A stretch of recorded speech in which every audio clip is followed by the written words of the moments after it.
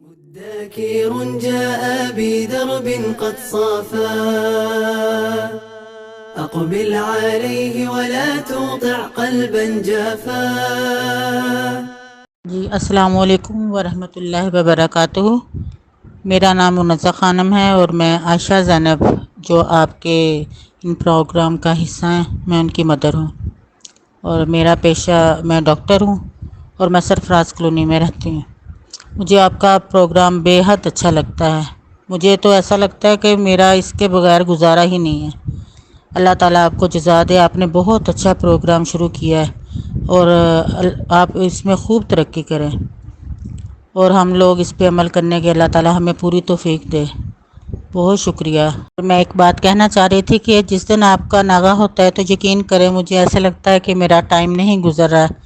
آپ کا پروگرام مجھے اتنا پسند ہے کہ میں اس کو بار بار اس قرآن کو سنتی ہوں، اس کا ترجمہ سنتی ہوں، پھر اس کا پیپر حل کرتی ہوں اور مجھے یہ اتنا پسند ہے کہ میرے گھر والے سب اتنا خوش ہیں اس کو دیکھ کے کہ یہ ہر وقت قرآن سنتی رہتی ہے۔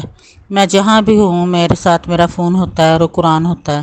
الحمدللہ میں آپ کی بہت شکر گزار ہوں۔ اللہ تعالیٰ آپ کو مزید ترقی دے اور اللہ تعالیٰ ہمیں نیک عمل کی توفیق دے۔ السلام علیکم ورحمۃ اللہ۔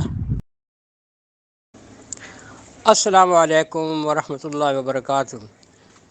مدکر ٹیم جو ہے یہ قابل تحسین ہے اس لحاظ سے کہ انہوں نے ہمیں یہ بھولا ہوا سبق جو ہے نا وہ یاد کروا رہے ہیں۔ ماشاءاللہ یہ تفسیر جو ہے یہ ہمیں سننے اور پڑھنے کا موقع دیتی ہے، اس حال میں کہ اگر ہم سفر میں ہیں تو پھر بھی پڑھ سکتے ہیں، اگر حضر میں ہیں تو سن سکتے ہیں، پڑھ سکتے ہیں۔ تو اس طرح کا جو موقع ہے وہ 24 آورز میں ہمیں کبھی کسی نہ کسی وقت مل ہی جاتا ہے۔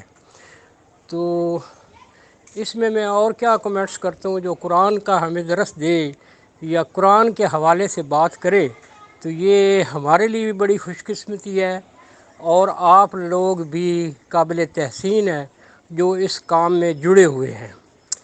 دوسری جو میں ایک پہلو سے گفتگو کرنا چاہتا ہوں وہ یہ ہے کہ جب بھی یہ درس شروع ہو تو آپ بھی اپنا پرسنل رول ادا کریں کہ اس سے پہلے کچھ ہمیں شان نزول تو بتائیں کہ یہ آیات یا یہ سورت کب اور کہاں اور کیوں نازل ہوئی۔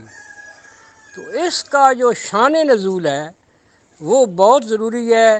بیچ میں کوئی آیت شروع ہو جاتی ہے، کوئی سورہ شروع ہو جاتا ہے تو ہمیں پتہ ہی نہیں ہوتا کہ یہ سورہ کب اور کہاں اور کیوں نازل ہوئی تھی، اس کی کیا ضرورت پڑی تھی۔ مکی تو ہو گئی، مدنی تو ہو گئی، لیکن وہاں اس وقت کیا ضروریات تھیں کہ اس کا نزول ہوا۔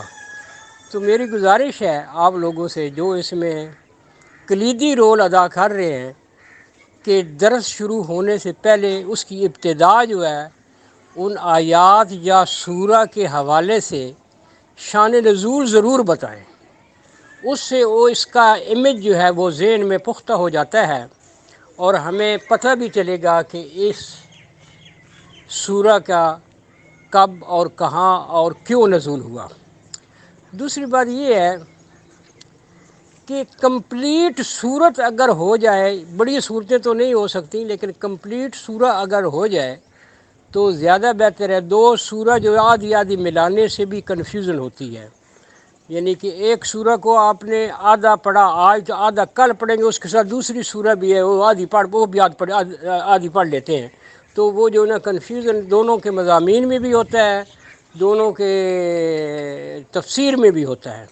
تو اس کو ایک ہی سورہ رکھیں کہ ایک ہی سورہ کے اوپر آپ زیادہ فوکس کریں۔ تو یہ گزارشات تھیں۔